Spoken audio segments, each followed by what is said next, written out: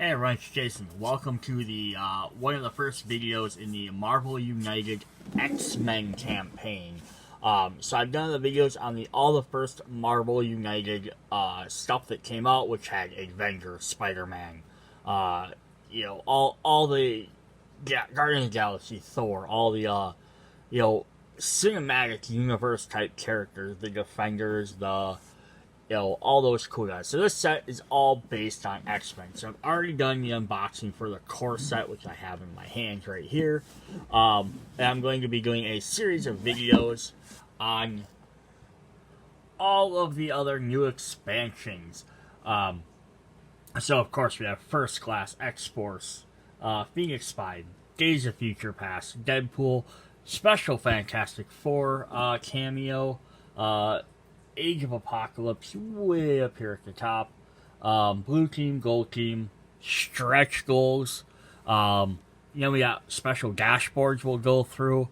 Plastic tokens, some extra locations. So there's a lot of content. Each one's going to be its own separate video. But if you want to know a little bit more about gameplay, I probably either done it in the original Marvel video, or I'll end up maybe making a new one with the X-Men characters. So there's a little bit of that. So I'm just going to hop in on what is in everything. I just wanted to do a quick setup on the beginning of these videos. So if you enjoy whichever video this is, check out the rest of them to see all of the other campaign for the X-Men sets that are coming out. So without further ado, we'll jump into this video. Alright, so for the beginning of this and next video, is I'm going to talk about the two box sets, Blue Team and Gold Team. So in the 90s, the X-Men split up to basically between the X-Men, no adjective title, and the Uncanny X-Men titles, and they made one half, because it had so many members, one half is the Blue Team, one half is the Gold Team.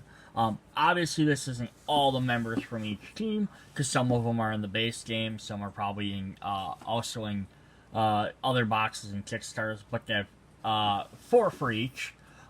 There's actually a 5th character in each that is a Kickstarter exclusive character, but if these hit retail, these will be the characters you get, what you see on the cover. I will go through each box in a separate video, but I'm showing them off right now as together because they share a special feature. Call it the Team versus Team mode. So each box has the component to set this up so that if you buy one of them, you can play team mode combined with any other characters you have. You don't have to even use any of the characters from this set. You can use other characters as well. If you buy both, you're just going to end up with more of the same components. So I figured I would just do the video ahead of this instead of, and just get it out of the way. So just to let you know. So you're gonna get a couple of different things. You're going to get this special dashboard for your team.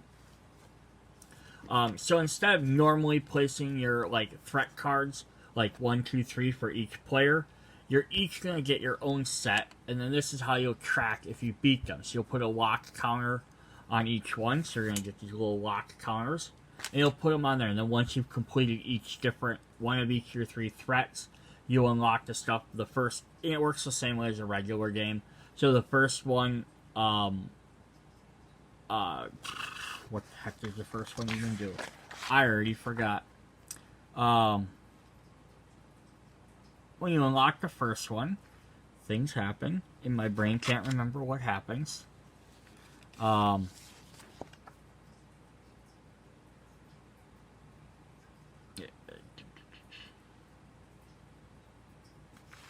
they complete your first mission, it puts the villain under pressure. So normally they would draw every 3 cards. This will make them draw every 2 cards. When you defeat the second one, then when you can attack them, and if you defeat the 3rd threat, then you get to draw an extra card. So that stays the same. And it works for whichever character gets it. So then each player is going to get their own set of cards. So you're going to have 3 blue, 3 gold. So they're going to be a little bit easier than the standard missions because you're competing against another player. So you can play 2v2 or 3v3. Or if you want to change it up other than that, that's up to you. But yeah, so you have to defeat 5 thugs, rescue 5 civilians, or clear 2 threats. But since you're competing with another team for that, it's going to make it a little bit harder. There's also an initiative token here, which is the 2 different colors. And that is for, you flip it at the beginning of every villain turn, so that affects decide who gets to go first, whose turn it is. So it's like my turn, then something affects you, it affects whoever's initiative it is. So here's kind of a setup of how they have the board. You start off opposite, so the villain starts here.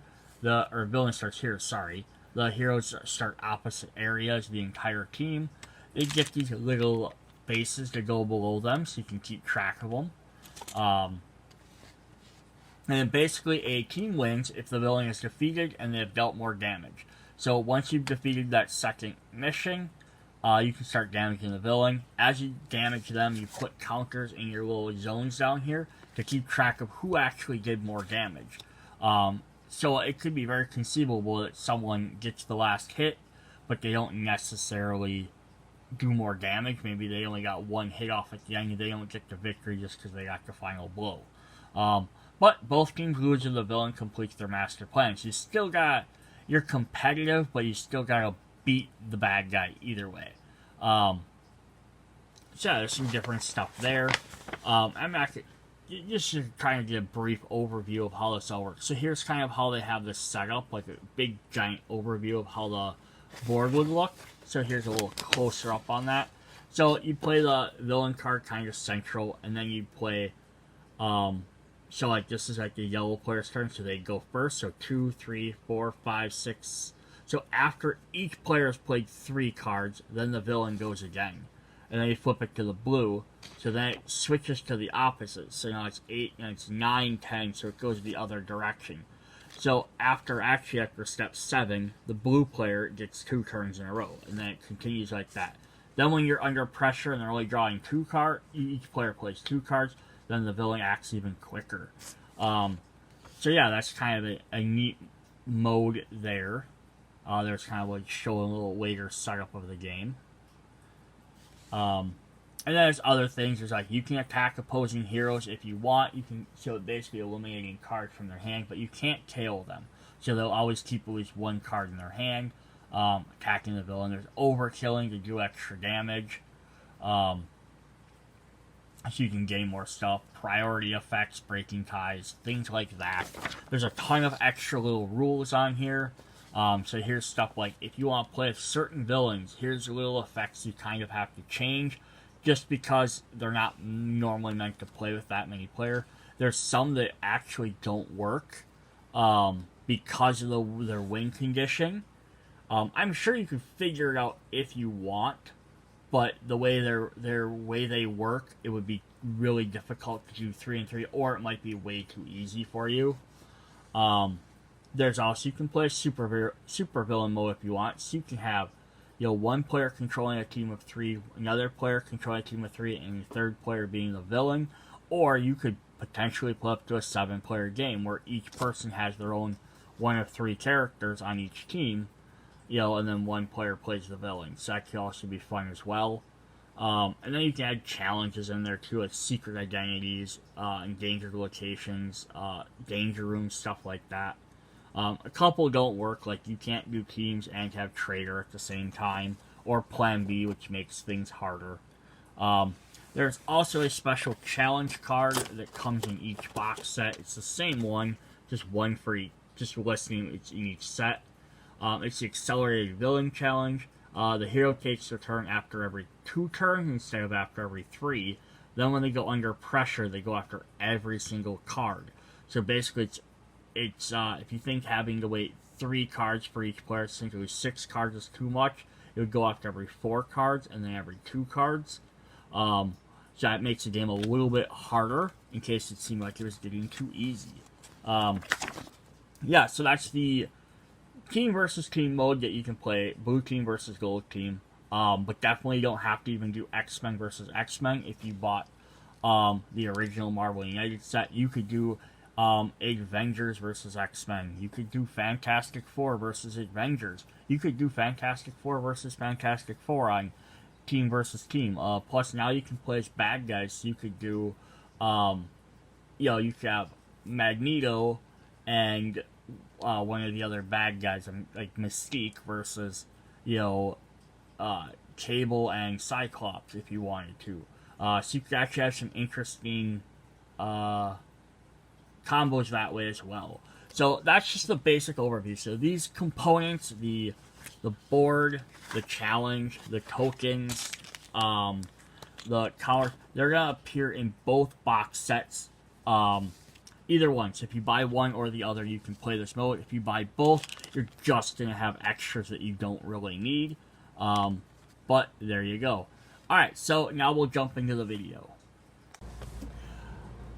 Alright, so to start off this one, we're going to go with the blue team. So this is actually a fun little team right here. So we got Gambit, Rogue, we're a power couple, we got Psylocke, we got Jubilee, then of course we're fighting off against Mr. Sinister. There's also, as I said earlier, the team mode stuff, and then there's the Kickstarter exclusive character. So they don't show them on this box cover, because this would be the same box cover that would hit retail. But if we look at the back of the box, they'll show that, because the bottom of the box and the tray have a space for that character in there. So I'll make sure I point out which one that is. It's Banshee. It's the extra one. What's also fun about this team is, we'll find out in a moment, because we're going to look at the locations. So our first location we're going to look at, we'll scoot that back just a tad, is the Excalibur Lighthouse. And so what makes this really interesting is because there's not an Excalibur set. There's a bunch of different Excalibur characters, and although none of these characters are part of the 90s Excalibur team that was Colossus, Shadowcat, Nightcrawler, Megan, Captain Britain, and some of them characters are available in the Kickstarter boxes or other sets. What makes this fun is that the current X-Men series, the team of Excalibur, is actually these four characters: Gambit, Rogue, Psylocke, Jubilee. Also, it is Richter and Apocalypse, who you can actually, if you get one of the other sets, you can play as Apocalypse as well. So that's kind of fun. I don't remember off the top of my head if Richter's available. I think he is.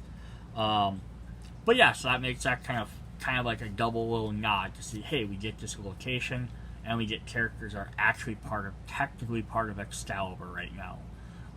Or at least during the Dawn of X era. I guess they might line of Dutch change here and there. So we have the Lighthouse that says, you may discard one card from your hand to the bottom of your deck, or discard an action token to look at the top card of the master deck. You may put them at the bottom. Discard one card from the bottom from your hand to the bottom, or discard an action to look at the top card of the master deck, and you may put it at the bottom. So if you don't like the next card coming up, you can get rid of it. Another fun set is we have the Savage Land, which Rogue has some history with. I don't know as much as the other characters do, but every character can't be in every single location. End of the turn, you may discard one card from your hand to the bottom of your deck to gain one attack and one movement token. So you guys have a lot of discarding. Then we have some bad ones. So we have Madripoor, the Asian city of mystery. Psylocke has a lot of history here. This is where Jubilee met Wolverine. Gambit's probably stole some stuff from here from time, I'm sure. So the end of the turn, you must draw one card if possible. Then you must discard one card from your hand to the bottom of your deck. So they started making these black ones, which are a little bit, almost negative effects. This one isn't so bad because it could draw a card. It's kind of a, but it's a little forced thing. So that's kind of fun. And then finally we have Mojoverse, which this would be awesome if we when we have Long Shot and Mojo we can actually play as well. End of turn. If you perform 3 or more heroic or attack here this turn, you may gain 1 wild token. If you did not, you must discard 1 card from your hand to the bottom of your deck. Yes, it's kind of negative. The idea of Mojoverse is it's a separate universe where this creature called Mojo basically records television. It's a big giant television world. So it's kind of just performed 3 actions. Did you entertain the crowd by doing feats of strength or heroic acts? If you did, you can gain extra bonus tokens for it. If you didn't, you failed your ratings, type of thing. So it's a little bit thematic. I like it. Alright, we're going to look at the villain first. Since we've already talked about all the different characters, we got Mr. Sinister, the geneticist.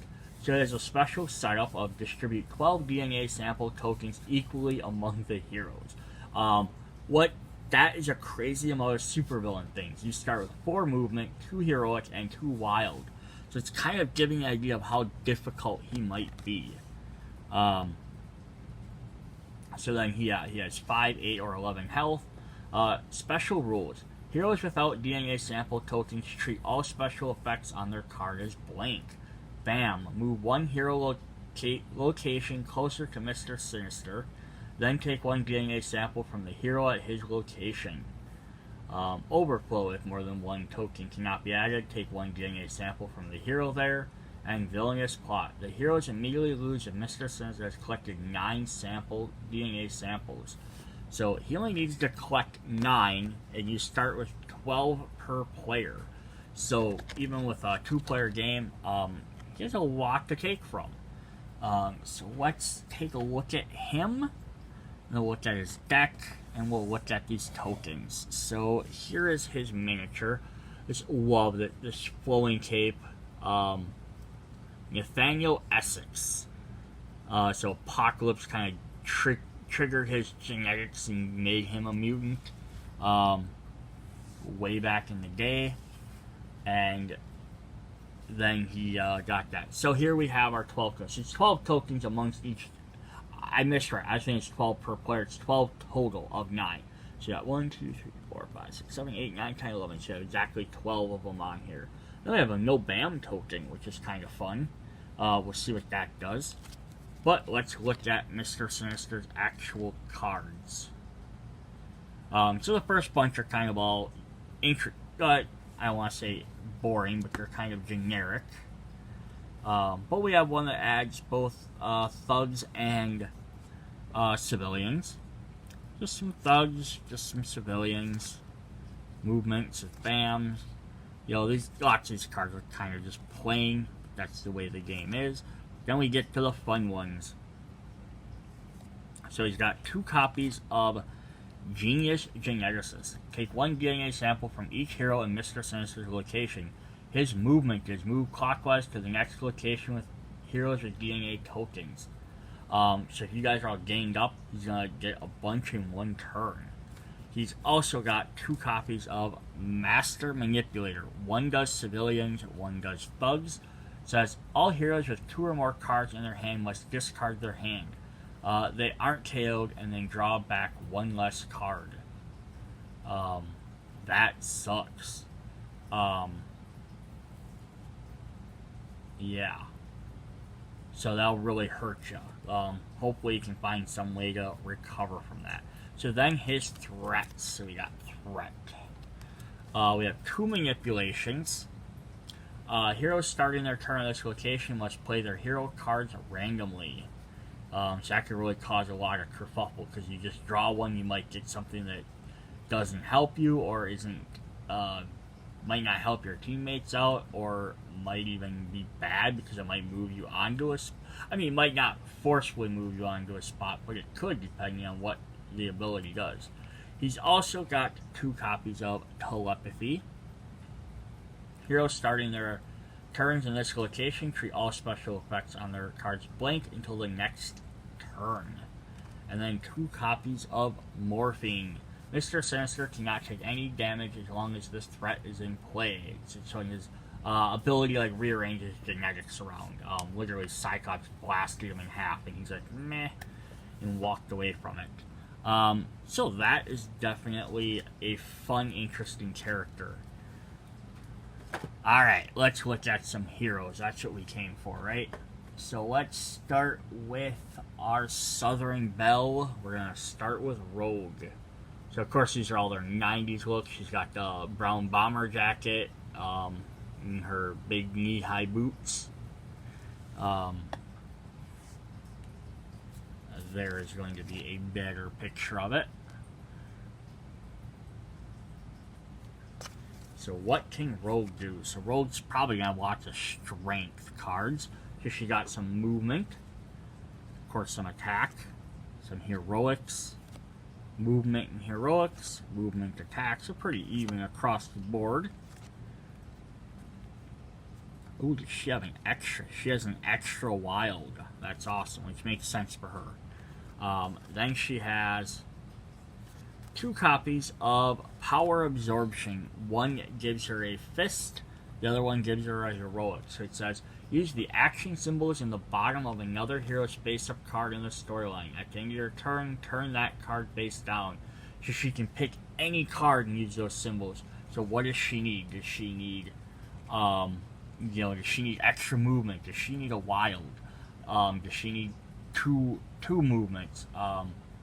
So she, like one wild might be great, but 2 fists might be better. So it's kind of cool. And their picture there says, I love these redrawings of like classic ones. So here's when she absorbed Wolverine. She has bone claws because she doesn't have adamantium. She has Psylocke's psychic knife and kind of like telepathy power. She has Angel's wings. Again, they're not metal because she doesn't have his metal things. And then also in the scene, she also had Colossus's metal and Nightcrawler's teleportation in the comics. So it's actually a pretty iconic thing. Then she also has ability absorption, the same thing. 1 fist, 1 heroic.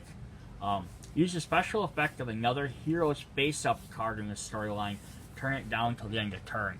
So that's actually pretty darn incredible that she can either use any symbol or any ability a second time. And then she can use them twice, but she can only use 1 each time. So Rogue looks like she's going to be fun. She's one of my favorite characters. Probably my favorite character. So I am super excited to play as her.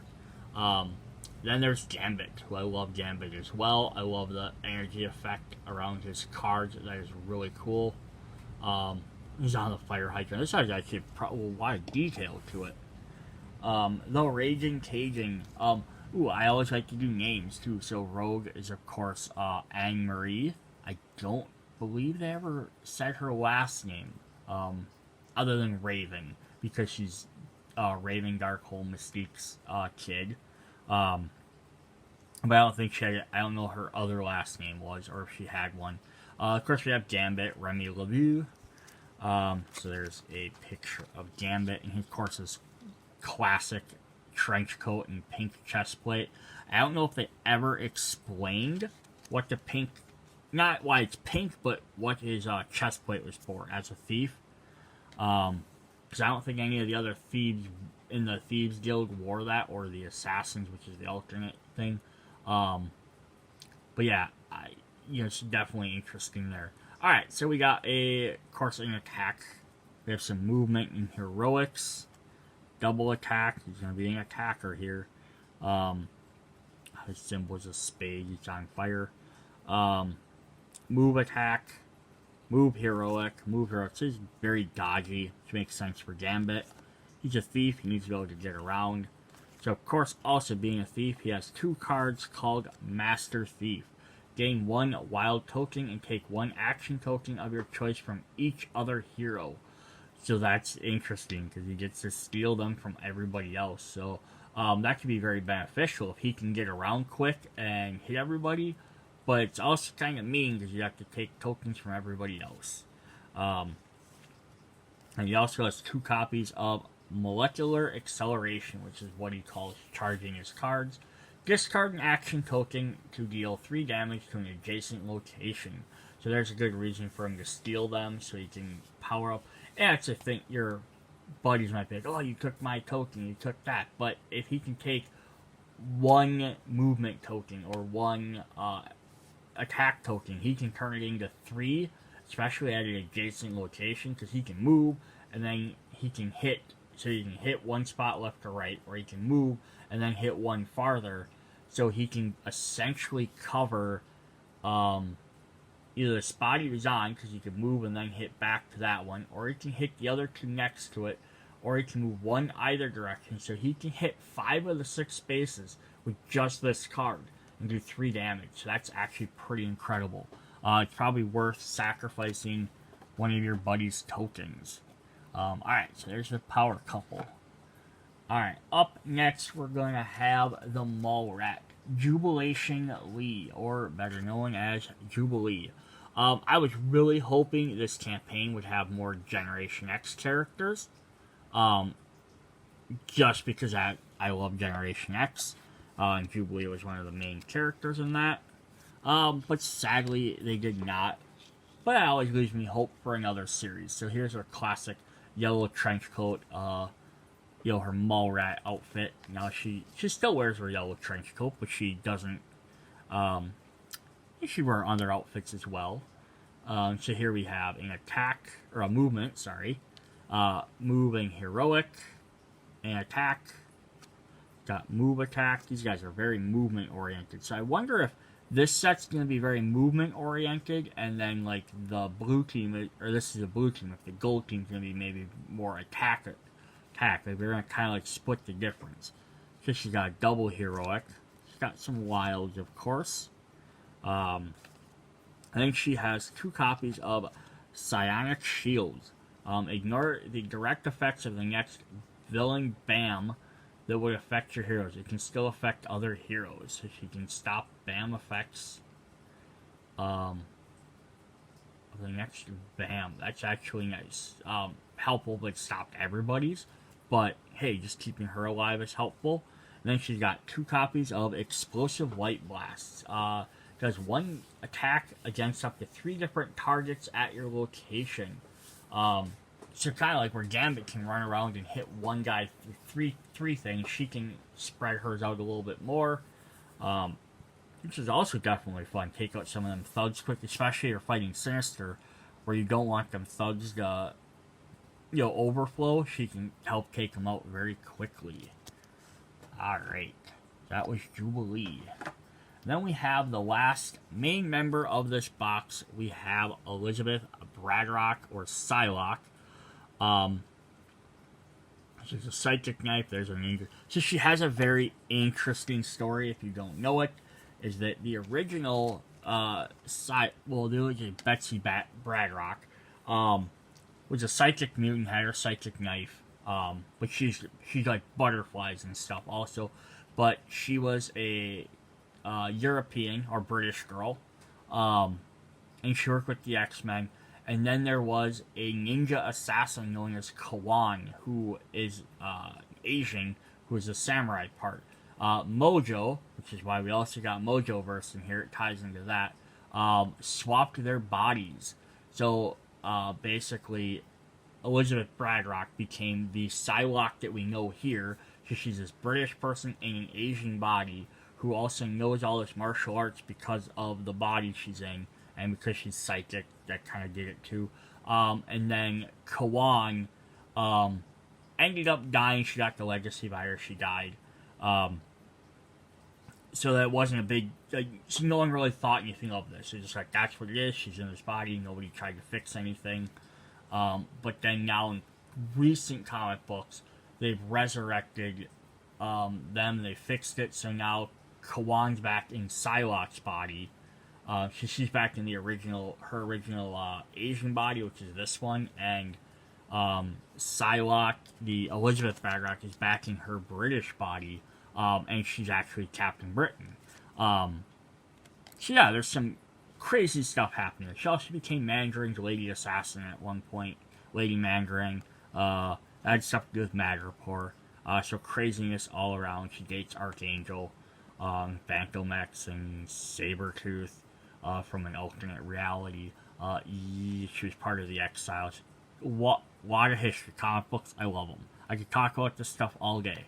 But she got movement, heroics. She got some attack, movement, movement heroics, extra heroics, some double wilds there, and she's got a psionic blast. So she's got 2 copies of that.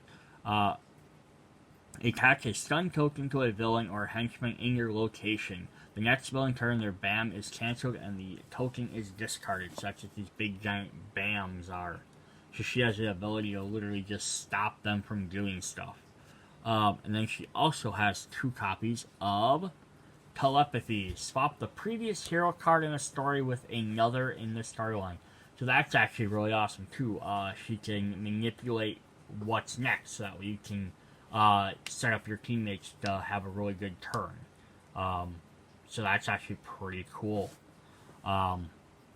Nice. So she has some fun little abilities. Not as many ninja abilities as I may have thought she would have had, but still fun nonetheless. Alright, and then our final character of the set will be the Kickstarter exclusive. So if this hits retail, you will not be able to pick this up unless you buy the Kickstarter. Again, so it doesn't say in the box anywhere that this is a Kickstarter only, but he's not pictured on the front, so you have to look at the back of the box. But we have Sean Cassidy, the Banshee, who's a really fun character. Well, again, this goes to Jubilee in Generation X, so there's a tie-in there. Plus, he fought the original X-Men, joined them. Interesting because all the rest were kind of like teenagers. He came with the being an adult and joined the giant-sized X-Men, which is really fun. Died, came back, died again, comes back. It's kind of his thing. So here we go. It's a Sonic Scream. So he's got lots of movement because he can fly, and attack. You can do some attack, fly, move and attack, not fly, I guess, but move heroics. Just some heroics, some wilds, and then he's going to get 2 copies of Stunning Waves. Attach a stun token to a villain or henchman in your location. Their next turn, their BAM is cancelled and the token is discarded. So you can get around and stun people. And he's got 2 copies of Sonic Blasts. 2 fists in an adjacent location plus a regular fist. So yeah, he's kind of very versatile. He gets in there, does some damage, moves around. Not a little bit of heroics, but not a ton. But yeah, he should be fun to play as well. Get enough characters, you might be able to create Generation X. Or you can create some of the other teams that all these characters were on. Definitely fun. That's kind of the fun part of doing these team games. With team versus team, is you can set up some interesting combos. Versus each other. Because you could do, Gambit. Gambit can fight against Sabretooth, but you can also throw in some other characters that, had some issues with Sabretooth and the Morlocks, and or team up with the Avenger characters. It'd be fun to one team has Rogue, one team has Captain Marvel, who they have a history together too. Definitely interesting fun there. Put a bunch of ninjas on one team, ninjas on the other. Psylocke on one team for ninjas, or sword wielders with magic, and some other characters like that versus Blade and Daredevil, things like that. Alright, so that's the blue team. So check out the other video with the gold team. See you guys later. Bye.